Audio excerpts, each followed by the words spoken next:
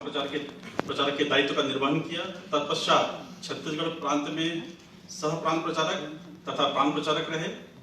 2017 में मध्य क्षेत्र के सह क्षेत्र प्रचारक तथा वर्तमान में क्षेत्र प्रचारक के दायित्व का निर्वहन कर रहे हैं। आपका केंद्र भोपाल है। मैं व्यक्तिगत गीत के लिए आमंत्रित करूंगा अंशुमान जी को, वो आए और अपना व्यक्तिगत गीत।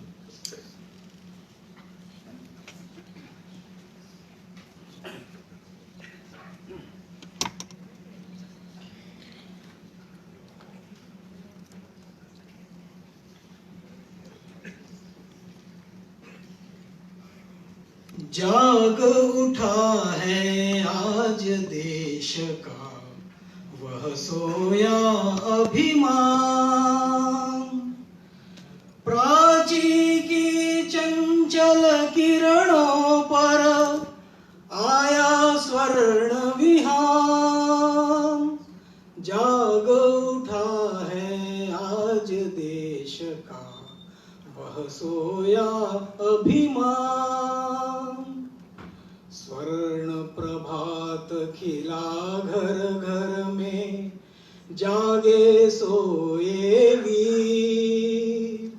युद्ध स्थल में सज्जित होकर बढ़े आज रणधीर।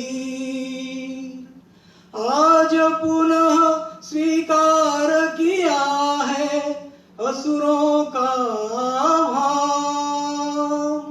जाग उठा है आज देश का वह सोया अभिमान। सहकर अत्याचार युगों से स्वाभिमान फिर जागा। दूर हुआ अज्ञान पार्थ का धनुष बाण फिर जागा। पांचजन्य ने आज सुनाया संस्कृति को जयगान। जाग उठा है आज देश का वह सोया अभिमान। जाग उठी है वानर सेना, जाग उठा वनवासी। चला उदधि को आज बांधने ईश्वर का विश्वासी। दानव की लंका पर फिर से होता है अभियान। जाग उठा है आज देश का वह सोया अभिमान।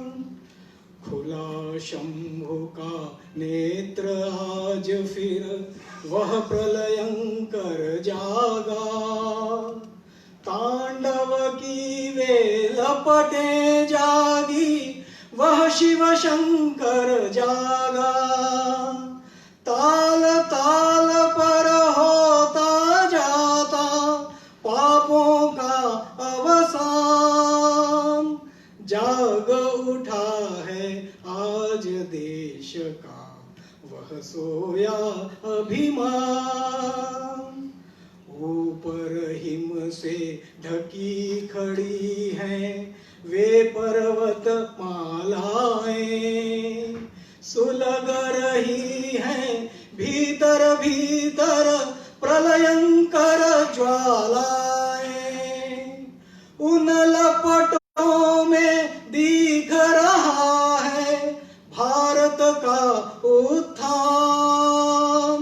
जाग उठा है आज देश का वह सोया अभिमान।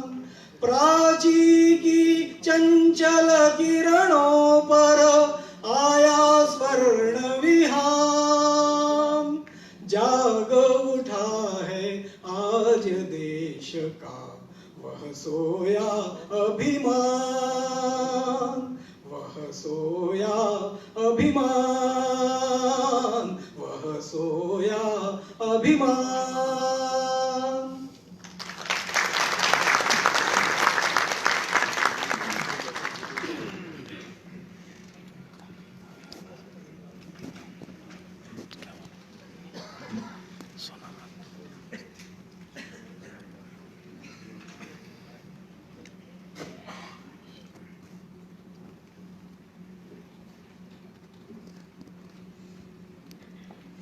मंच पर आसीन हमारे इस राष्ट्रीय सुरक्षा मंच के संयोजक के नाते प्रदेश का में एक ऐसे विभिन्न समय पे होने वाले कार्यक्रमों के विषय में समाज में एक जागरण की भूमिका को लेकर चलने वाले ऐसे सम्माननीय डॉक्टर राजेंद्र जी, अपने बड़े सौभाग्य की बात है कि जिस जम्मू कश्मीर विषय पर हम वो धारा 370 के ऊपर कुछ बात करने के लिए एकत्रित हुए हैं, ऐसे जम्मू कश्मीर और भारत की सीमा पर साक्षात अपने एक सजग प्रहरी के नाते वहां काम कर कर आए हुए और उस युद्ध में अपने एक पैर को भी गंवाकर इस हिम्मत, हौसले और बुलंदी के साथ आज हमारे बीच में आए ऐसे श्रद्धेय कर्नल कक्कड़ साहब जी, मंच पर विराजमान हमारे मित्र श्रीमान अमर जी और अधिवक्ता श्रीमान आशीष जी, उपस्थित सज्जन वृंद, श्रद्धेय मातृश्री। एक ऐतिहासिक इस प्रकार का एक निर्णय अपने जो संसद के द्वारा लिया गया, उसके अभिनंदन के स्वरूप हम सब देशभक्त, जागरूक समाज और यहाँ की जनता, ये सब हम यहाँ पर एकत्रित हुए। एक बहुत बड़ा इशू जो पिछले 70-72 वर्षों से देश में चल रहा था, उस पर एक बड़ा ऐतिहासिक इस प्रकार का फैसला वो 5 तारीख को लिया गया। इस सबको समझना है तो हमको थोड़ा पीछे की तरफ भी जाना पड़ेगा। हालांकि 3 वक्ता इस विषय पर बोल चुके हैं, तो संभवतः हो सकता है कि विषय की पुनरावृत्ति भी हो और 3 लोगों के बोलने के बाद बोलने के लिए कुछ बचता भी नहीं है। और दूसरा, मैं बहुत जम्मू कश्मीर और धारा 370 का एक्सपर्ट भी नहीं हूं, फिर भी कुछ थोड़ा बहुत मैंने जो बोलने के पहले अभ्यास किया और उसको मैं बीच में आपके बीच में रखने का प्रयत्न करूं।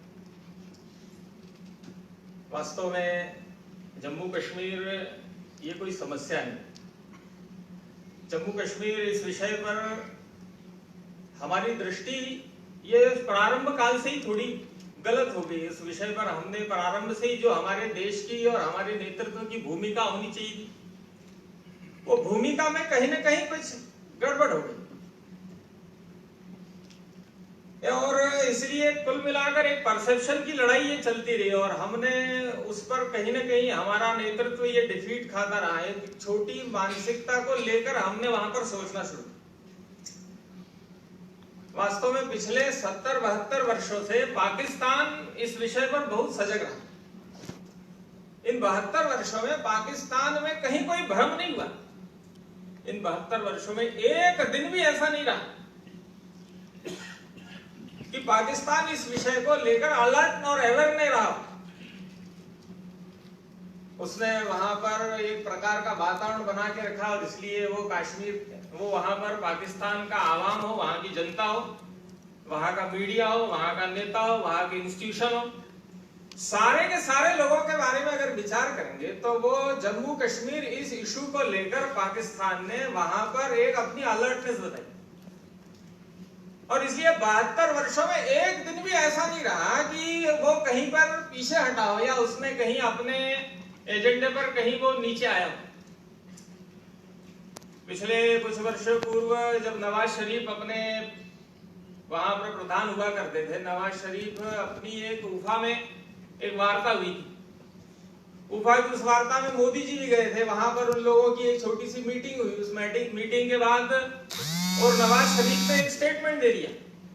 एक छोटा सा स्टेटमेंट था, बड़ा इनोसेंट सा स्टेटमेंट था।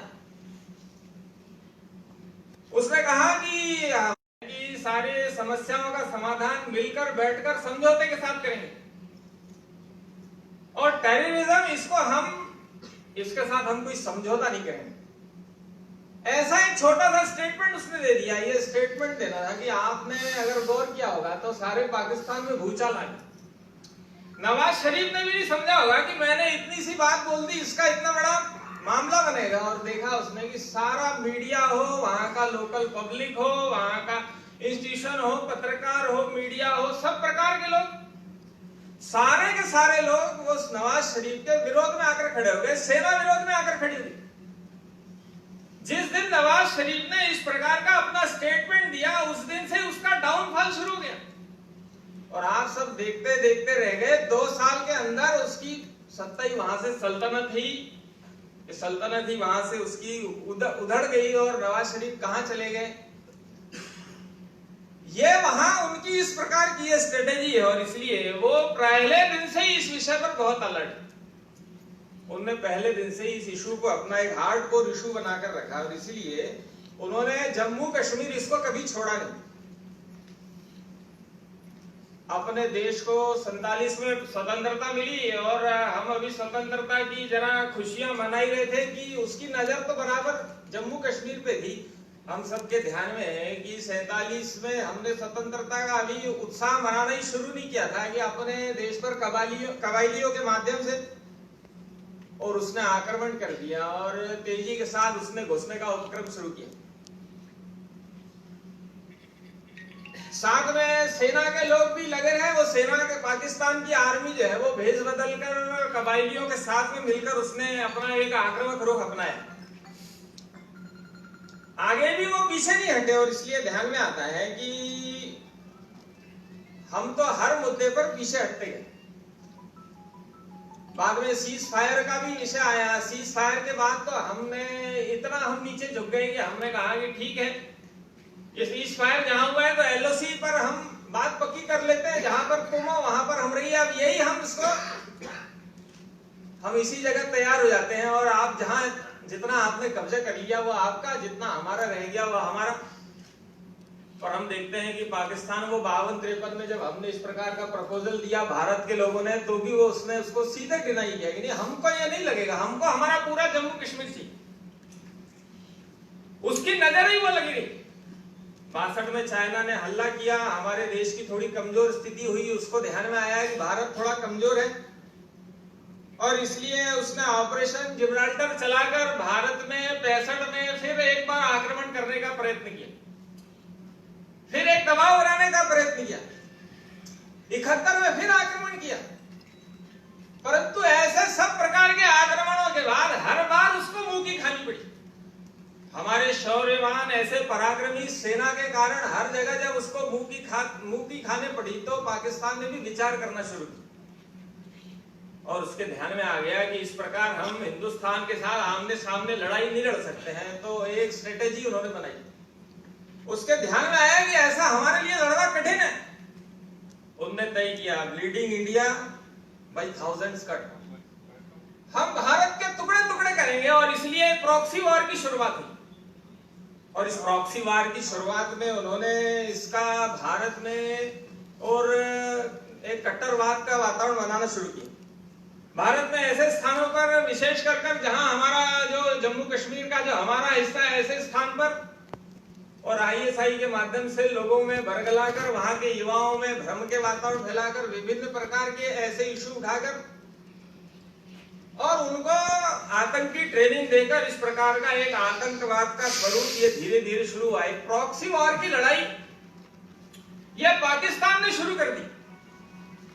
और जो भारत की ब्लीडिंग, ऐसा हम 1000 टुकड़े कर देंगे, ऐसा उसका जो योजना था वो उसकी तरफ उसने अपने कदम बढ़ाने शुरू कर दिए। तालिबान जो वहां से पिटकर आया था, वो तालिबान को भी उसने अपने जम्मू कश्मीर की तरफ डाइवर्ट कर दिया। उसका सारा फोकस उसने जम्मू कश्मीर की तरफ कर दिया। आतंकवाद से लड़ते हुए आतंकवाद तो समाप्त हो गया, परंतु आतंकवाद के समाप्त होने के बाद भी उसने इसको इंटरनेशनल इशू बनाया। अंतरराष्ट्रीय मंचों पर, अंतरराष्ट्रीय सारे संस्थानों पर, चाहे वो यूएनओ हो, चाहे वो ऐसे सारे प्लेटफॉर्म हो, उन सारे प्लेटफॉर्म पर वो आईसी कंट्री की जो मीट है उसके ऐसे स्थान हो, ऐसे सब स्थानों पर उसने एक प्रोपेगेंडा करना शुरू कर दिया। और उसके माध्यम से वो उसने भारत का एक नेगेटिव इमेज बिल्डअप करने का वो काम वहां पर अंतरराष्ट्रीय फोरम पर भी चलता। और वो आज भी चल रहा है। बाद में ये सोशल मीडिया आ गया, सोशल मीडिया को भी उसने हथियार बनाया, और सोशल मीडिया को हथियार बनाकर विशेष कर हमारा जो सारा पाक अधिकांश कश्मीर और जम्मू कश्मीर है, ऐसे सारे हिस्से में उसने अपना एक उपक्रम कराना शुरू किया, और एक प्रकार का कट्टरता का, आतंकवाद का, ऐसा वहां की जनता को रेडिकलाइज करने का वो तैयारी उनकी वहां पर चलती है। कभी कभी हम लोग हंसी मजाक में कहते हैं कि हमने फूंक दिया तो पाकिस्तान उड़ जाएगा, हमने पानी बंद कर दिया तो ये हो जाएगा, हमने वो कर दिया तो ये हो जाएगा। हम मजे मजे में कहते हैं, हम कहते हैं कि हमने कर दिया तो टमाटर 400 रुपए में बिकने लगा, ये हालत हो गई, वो हालत हो गई। ये गरीब फटीचर आदमी के पास पैसा हो नहीं हो, गरीब हो, फटीचर हो, परंतु पाकिस्तान ऐसा पाकिस्तान जिसकी हालत यह है कि जो अमेरिका के कर्जे में डूबा है, जो अमेरिका की रोटी पर पल रहा है, वहां के पैसे पर पल रहा है। आप कल्पना करेंगे क्या कि अमेरिका से और उधार ले लेकर ऐसा पाकिस्तान अपने देश से ISI के माध्यम से पैसा कहां पर भेजता है। तो अमेरिका की सीनेट में वहां पर उसके समर्थन में कुछ MP उसके बारे में बात करें, इसलिए वो यहां से अमेरिका से कर्जा लेता है, घर में खाने के लिए नहीं है, टमाटर 400 रुपए भी वाला खरीद भी रहा है और पैसा भेजता ISI के माध्यम से अमेरिका भेजता है। वहां पर प्रोफेसर गुलाम नबी खान जो है, उनकी एक संस्था है, उसके माध्यम से वो अमेरिका में चुनाव लड़ने वाले जो सीनेट के ऐसे मेंबर है, उनको वो मैनेज करते हैं, और ऐसे प्रो पाकिस्तान के बारे में बोलने वाले ऐसे सीनेट के मेंबरों को वो मैनेज करते हैं, उनको फंडिंग करते हैं, उनके चुनाव में उनको जिताने का प्रयास करते हैं, और अमेरिका की सीनेट में भारत के बारे में विरोधी बातें बोलने वाले ऐसे लोग खड़े करने का काम भी यह पाकिस्तान लगातार कर रहा है। हम सोचते हैं क्या, हमारी ऐसी दृष्टि है क्या? तो ध्यान में आता है कि वो वहां पर प्रश्न खड़ा करता है, और हम और आप, सबसे बड़ी समस्या यही हो गई कि भारत ने इस विषय पर कभी भी ठीक प्रकार से सोचा ही। पहले दिन से ही भारत की लीडरशिप ये कंफ्यूज नहीं, ये उसको समझ में नहीं आ रहा था कि मामला क्या है वास्तव में बेसिक लेवल पे ही, और ये लोगों के लिए समझ में नहीं आया। अपने भारत के लोगों ने इस विषय को समझा नहीं, हमारे नेतृत्व ने इसको समझा नहीं, उस पर हमारे देश की जनता का भी कोई एजुकेशन जो होना चाहिए वो हुआ नहीं, और इसीलिए सब भ्रम के विषय बने। ये मुद्दा कौन सा मुद्दा है? ये भारत पाक सीमा का कोई मुद्दा है क्या? ये कोई टेरिटोरी का इशू है क्या? ये कोई सीमा विषय है क्या? ये विलय का विषय, ये कोई कंडीशनल विलय है क्या? ये राजा हरि सिंह ने जो विलय पत्र पर दस्तखत किए थे वो धारा 370 करेंगे तभी करेंगे। ऐसी अनेक प्रकार की फालतू की मिथक की बातें ये लोगों के दिमाग में चलने लगी। ये दोनों का दावा बनता है क्या? ऐसा अपने दिमाग में सब बातें कुल मिलाकर चलने लगी, और एक हारे हुए आदमी की जो मनोवृत्ति रहती, ऐसी डिफीटिस्ट अप्रोच के माध्यम को लेकर हम वहां पर खड़े होते रहे। हमारे मन में संशय रहा, एक डायलामा की पोजीशन में हमारा नेतृत्व भी और सारे वहां पर निर्णय करने वाले, और इसीलिए हमारे दिमाग में इस प्रकार का विषय ये चलता है। एक आइडियोलॉजिकल फाइट है। इस बात को लेकर हमने भी तैयारी की, और इस नाते एक बड़ी समस्या ये हमारे साथ में चलती है कि हमने देश का जो विभाजन हुआ, इस विभाजन को भी हमको समझना पड़ेगा। ये देश का विभाजन वास्तव में ये देश का विभाजन नहीं, तो ये ब्रिटिश डोमिनियन का विभाजन हुआ। ब्रिटिश डोमिनियन के अंतर्गत ये तय हुआ था कि दो हिस्से, वो हिस्से बटेंगे, एक हिस्सा कुछ डोमिनियन जो कुछ राज्य हैं, कुछ रियासतें जो है वो पाकिस्तान की तरफ चली गई, वो पाकिस्तान की हो गई, और जो हिंदुस्तान की तरफ जाने वाली थी वो हिंदुस्तान की हो गई। कौन पाकिस्तान में जाएगा, कौन हिंदुस्तान में जाएगा, इसमें कुल मिलाकर सारा निर्णय वो राजा को करना था, जनता का कोई इशू नहीं था। और हमने कभी भी बंटवारे की बात करते समय हमने जनता के बंटवारे की बात नहीं की। हिंदू और मुसलमान इस आधार पर यह जनता भी नहीं हुआ, ट्रांसफर ऑफ पॉपुलेशन का तो कोई विषय नहीं था। परंतु दिमाग में मिथ गढ़ने लगे और इसलिए हमारे यहाँ कभी भी लड़ाइयां जो होती थी वो राजाओं की होती थी। प्रजा के साथ समान व्यवहार होता था, वो प्रजा जो राजा जीतता था उसकी प्रजा हो जाती। परंतु वो विषय चल पड़ा और वो विषय के चलने के कारण ये हमारे दिमाग में आने लगा कि जम्मू कश्मीर में राजा तो हिंदू था पर रियासत में वहां पर मुसलमान बहुतायत में। संभवतः ध्यान में आता है तो हैदराबाद और मेरे को लगता है जूनागढ़ की ऐसी रियासतें थी जिन्होंने थोड़ा सा और भारत में विलय के लिए जिन्होंने थोड़ी दिक्कत की। अपने देश की सारी रियासतों ने जिस विलय पत्र पर दस्तखत किए उसी विलय पत्र पर अनकंडीशनल राजा हरि सिंह ने भी दस्तखत किए और धारा 370 तो विलय के बाद में बनी है।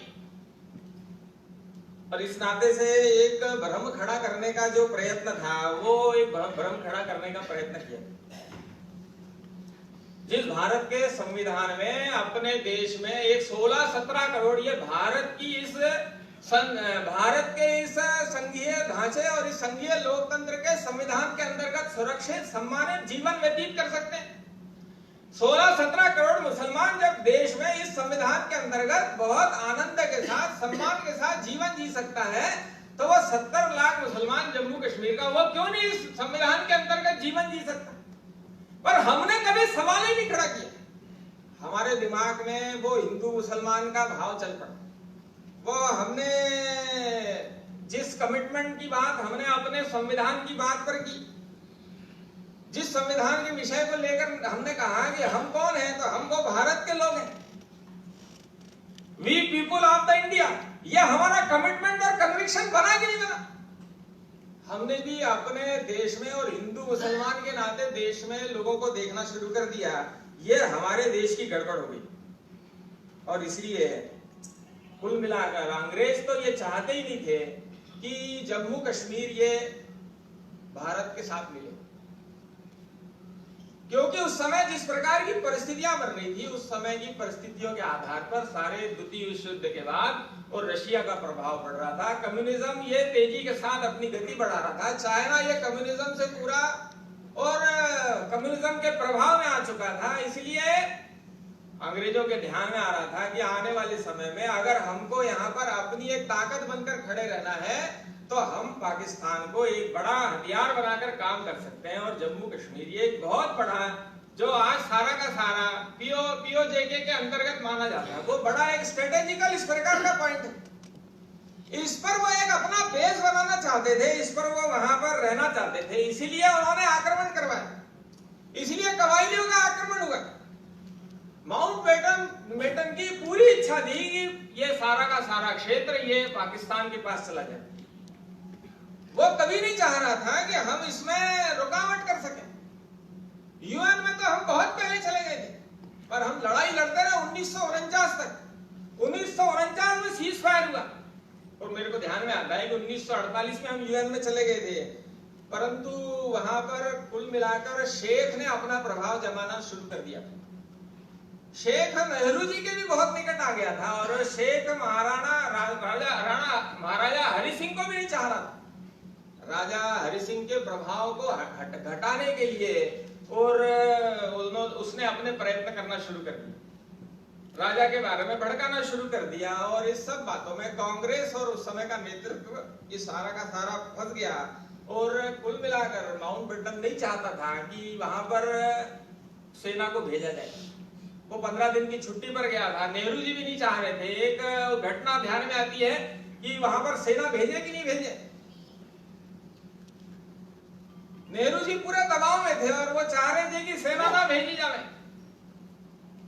सरदार पटेल और उनका संवाद है, उस समय के सेना के जो अफसर हैं वो भी मिले थे। तीनों चारों लोगों की एक छोटी मीटिंग चल रही है और वो मीटिंग में बार बार कह रहे हैं कि साहब कबायली बहुत तेजी के साथ बढ़ते जा रहे हैं, हमको करना क्या नहीं करना। नेहरू जी बड़े पसोपेश में थे। अंत में जवाहर जी की इस प्रकार की भूमिका को देखकर और सरदार पटेल जरा नाराज हुए। सरदार पटेल ने बड़े गुस्से में कहा, फिर कुछ अंग्रेज अधिकारी भी थे तो हिंदी में कहा, सीधे नाम लेकर कहा, जवाहर तुम कश्मीर को भारत में चाहते हो कि नहीं चाहते हो? तो उन्होंने कहा हाँ चाहता हूं। जैसे उन्होंने क्या कहा, जाओ तत्काल सेना सजाओ और कूच कर दो। और वो कारण रहा कि हमने आज जो कुछ बचा के रखा है वो उसके कारण बचा। माउंटबेटन वापस आया, वो 15 दिन उस समय छुट्टी पर गया था, किसी अपने निजी काम से गया था। जब उसको पता चला तो वापस आया, उसने इतनी जोर से डांट लगा। उसने एक पत्र भी लिखा है, वो पत्र अगर आप पढ़ेंगे तो ध्यान में आता है कि उसकी नाराजगी ये किस प्रकार से थी। हम तो लड़ते लड़ते इतने आगे चले गए थे कि हम 14 अगस्त 1948 तक लड़ते रहे। वो हम आगे बढ़ते जा रहे थे, हमने सारी की सारी और चौकियां जीतना शुरू कर दिया था। 14 अगस्त 1948 में के दिन भी और स्कर्दू में शेरगंज थापा वहां पर लड़ रहे थे। हमारी सेनाएं वहां नहीं गई, वहां सीज फायर कर दिया। जब हम राजौरी जा सकते थे, हम पुंछ जा सकते थे। जब हम राजौरी पुंछ जा सकते थे तो हम मीरपुर भी जा सकते थे, हम कोटली तक भी जा सकते थे। मैं गया उस एरिया में, राजौरी पुंछ के उस एरिया में जाने के बाद ध्यान में आता है कि उन पहाड़ियों के बाद फिर क्या है? ये दोनों स्थान जो मैंने कहा, इसके बाद तो फिर सारा मैदान ही मैदान है। और हम अगर आगे जाते तो हम लेह तक जाते, हम स्कर्दू तक जाते, हम कारगिल तक भी जा सकते थे, हम इतना आगे बढ़ सकते थे।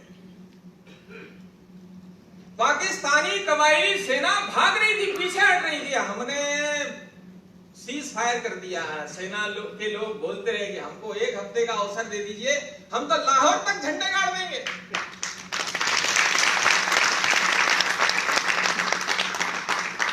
परंतु नेतृत्व कहां कमजोर पड़ गया और इसलिए हमने युद्ध विराम की घोषणा कर दी। समस्या ये रही कि हमने जम्मू कश्मीर को हमेशा भारत की नजर से नहीं देखा। हमारे नेतृत्व ने जब भी जम्मू कश्मीर को देखा था, हमने जम्मू कश्मीर को शेख की नजर से देखा या हमने अंग्रेजों की नजर से देखा। ये दोनों के दोनों लोगों ने और हरि सिंह को तो विरोधी बना दिया था। और इसीलिए अगर हम देखते हैं कि हमारे 70-71 वर्षों में कैसा कैसा दृश्य रहा, यह हमारे ध्यान में आता है। 1947 से लेकर 1953 तक ये सारा का सारा विषय जो है, इस समय हमारा जो दृष्टिकोण है वो इसी प्रकार का विकसित हो गया था कि जम्मू कश्मीर ये तो एक मुस्लिम स्टेट है। जम्मू कश्मीर में मुस्लिम जरा ज्यादा संख्या में है।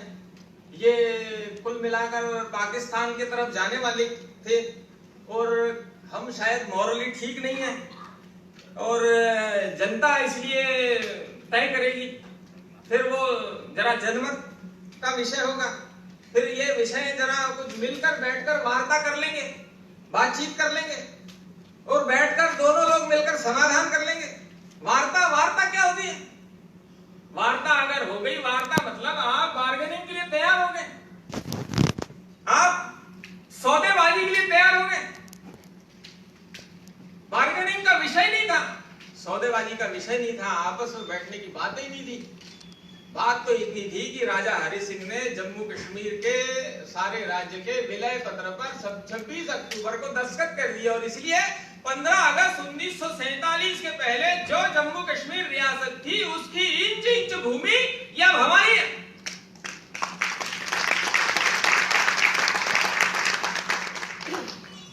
और इसलिए इस इंच इंच भूमि को आज हम नहीं ले पा रहे हैं तो हम कल लेंगे, कल नहीं लेंगे, परसों लेंगे, परसों नहीं लेंगे, 10 साल बाद लेंगे। सारी की सारी भूमि हमारी है, हम लेंगे ना उसको। इस बात को हमारे लोग भूल गए और हम बार्गेनिंग के लिए तैयार हो गए। हम वार्ता के लिए क्यों बैठे? और इसलिए मैंने कहा ना कि इसकी हमारी समझदारी गलत हो गई, हमारा विषय जरा पीछे पड़ गया। और इसलिए शेख भी अलग प्रकार से सोच रहा था। शेख भी कुल मिलाकर जम्मू कश्मीर का सुल्तान बन जाऊं मैं, ये उसके दिमाग में सब मिलाकर चल रहा था। और इसलिए शेख के मन में ये चल रहा था कि हमारा राज्य बनाने, हमारी गलती ये हो गई उस समय के नेतृत्व की, हम सब कुल मिलाकर शेख के ऊपर हम सब और अवलंबित हो गए। शेख ने के ऊपर हम डिपेंड हो गए, शेख ने धीरे धीरे हमको ब्लैकमेल करना शुरू किया। और इसीलिए अगर हम उस समय के रिकॉर्ड्स निकालेंगे तो ध्यान में आता है कि उस समय की सारी पार्टियां और उस पार्टियों के नेतृत्व वाले सारे लोगों ने जो जो बोला है वो सब इसी प्रकार की बातें बोली कि हमको बैठना चाहिए, मिलना चाहिए, बात करना चाहिए, ये सारी बातें हम करते रहे। और इसलिए कुल मिलाकर एक बहुत बड़ा ऐसा काल जिसमें हमको अपनी कुल मिलाकर एक निर्णायक भूमिका निभानी थी, वो उस समय गलती हो गई। 6 साल बाद आंख खुली, जब तक तो हम शेख के षड्यंत्र में फंस चुके थे। और हमारे भी ध्यान में आ रहा था कि यूएनओ में भी जाने का हमारा कोई लाभ हो नहीं रहा है, शेख भी हमारे पक्ष में नहीं है और यूएनओ भी हमारे पक्ष में नहीं है। ये बात हमारे लोगों के ध्यान में धीरे धीरे ध्यान में आ गई। 1953 से लेकर 1963 तक इस समय के काल के बारे में विचार करेंगे तो इस समय के काल में हमने थोड़ा थोड़ा अपने नीति में बदल करना शुरू किया और हमने धीरे धीरे अपने संविधान को वहां पर लागू करने का ऐसा भी प्रयत्न हमने करना शुरू कर दिया। कुछ बातों का हम आधा अधूरा संविधान वहां पर धीरे धीरे वहां पर ले गए। हमने बोलना भी शुरू कर दिया कि अब इसमें यूएन की कोई भूमिका नहीं, ये हमारा इंटरनल मैटर है, हम इसको आपस में बैठकर निपट लेंगे, ये हमने बोलना शुरू किया। और इसलिए थोड़ा उस प्रकार का वातावरण ये बनने लगा। 64 में शेख को नेहरू जी ने रिहा कर दिया, बीच का वो एक काल है उसको उसमें जेल में भी डाला। अब किस हद तक नीचे गिर सकते हैं, वो शेख के ऊपर हम इतने डिपेंड हो गए थे कि और एक उस समय शगुफा चल पड़ा।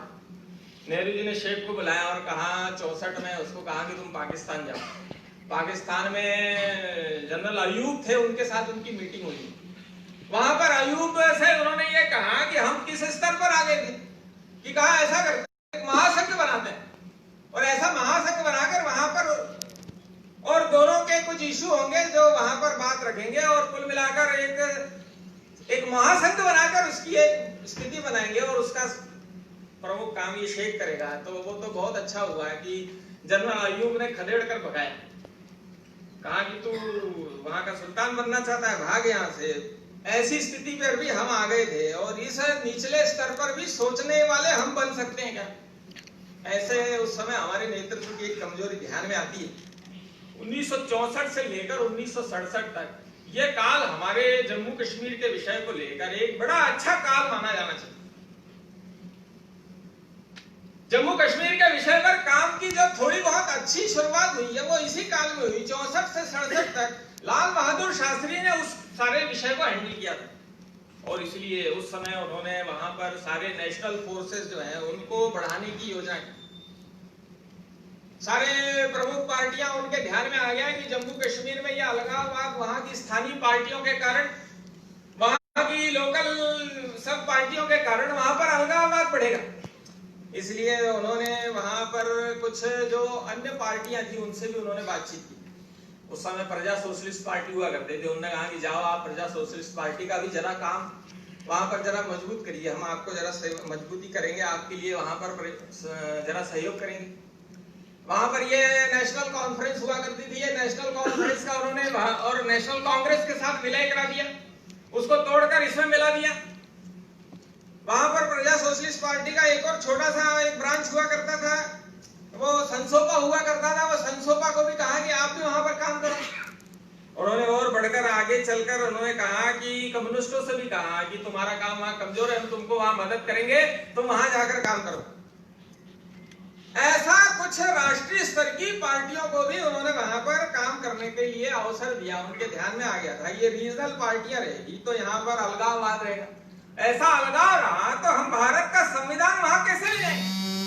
ऐसी एक बड़ी सोच लेकर वहां पर उन्होंने काम करने की शुरुआत की और इसलिए ऐसे उस समय में हमने जो सारे सेपरेटिस्ट थे, जो सारे अलगाववादी थे, इनको हमने मिनिमाइज तो किया परंतु हम इनको कल्टीवेट नहीं कर पाए। ये उस समय भी हमारी एक चूक हो गई और ये सारा जो काल है।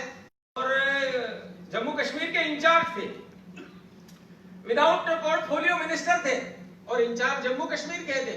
ये 2.5 साल का जो कार्यकाल है, ये 2.5 साल के कार्यकाल में एक बड़ा परिवर्तन वहां पर होना शुरू हुआ है। एक राष्ट्रवादी शक्तियां धीरे धीरे वहां पर अपना पैर जमाने लगी।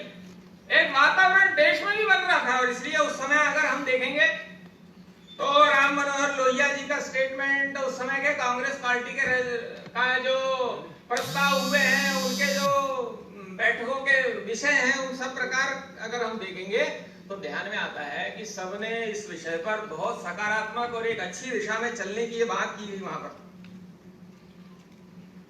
64 में जो पार्लियामेंट में डिबेट हुई है, 64 में पार्लियामेंट 370 पर डिबेट हुई है, और 370 पर जो डिबेट हुई है, इस 370 की डिबेट को हमको उठाकर निकालना चाहिए। सितंबर मास की अपने संसद की डिबेट जो है, इसमें 27 एमपी बोले थे। ये 27 एमपी में 4 एमपी ये जम्मू कश्मीर के थे। ये जम्मू कश्मीर के जो है, ये उस समय के नेशनल कांग्रेस के थे, और जो बाद में शामिल हो गई। ये सबने यूनानिमस होकर घोषणा की थी कि धारा 370 ये खत्म करना चाहिए। सबने मिलकर कहा था, परंतु दुर्भाग्य लोग, लाल बहादुर शास्त्री जी को उस समय अवसर नहीं मिला, समय कम था, प्रोसेस शुरू हो गई। 1967 के आते आते और देश में इंदिरा जी का प्रभाव थोड़ा कम हो गया, कांग्रेस भी ये कमजोर हो गई, वीक हो गई। उस समय जो विरोधी पार्टियां थी, विरोधी दल थे, उन्होंने देश में कांग्रेस को खूब लताड़ना शुरू किया, और ऐसे समय में उन्होंने किसान, मजदूर, गरीब, इस सब प्रकार के इशू खड़े करने शुरू किए, और कांग्रेस बैकफुट पर आती गई। उसकी हालत बिगड़ रही थी कि उसने और योजनाबद्ध ढंग से फिर उसने जाति के आधार पर, संप्रदाय के आधार पर और काम करने की शुरुआत की। उसने कास्ट और रिलीजन को बेस बनाया, और उसी समय से राजनीति में और मुस्लिम अपीसमेंट का ये शुरुआत हो गई। जम्मू कश्मीर भी इसी मुस्लिम अपीसमेंट का एक हिस्सा बनकर शुरू हो गया। और शिमला समझौता जो हुआ है, ऐसे शिमला समझौते में जो जो बातें हमको अधिकार के साथ करवा लेनी चाहिए थी, वो सारी की सारी बातें हमने नहीं करवाई। ऐसी स्थितियां जो है ये हमारे ध्यान में आती गई, और जो जम्मू कश्मीर में हमको करना था वो हम नहीं कर पाए। हम बैकफुट पर आते गए, ये तुष्टीकरण का विषय चलता पड़ा, और कुल मिलाकर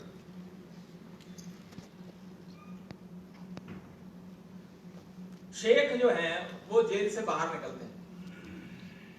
शेख जेल से बाहर निकलते हैं। कुल मिलाकर वहां के जो विधानसभा है, उस विधानसभा में 75 में से 64 एमएलए जो है वो कांग्रेस के थे। सारे के सारे 2500 साल तक देश की राष्ट्रवादी शक्तियों के नाम पर लड़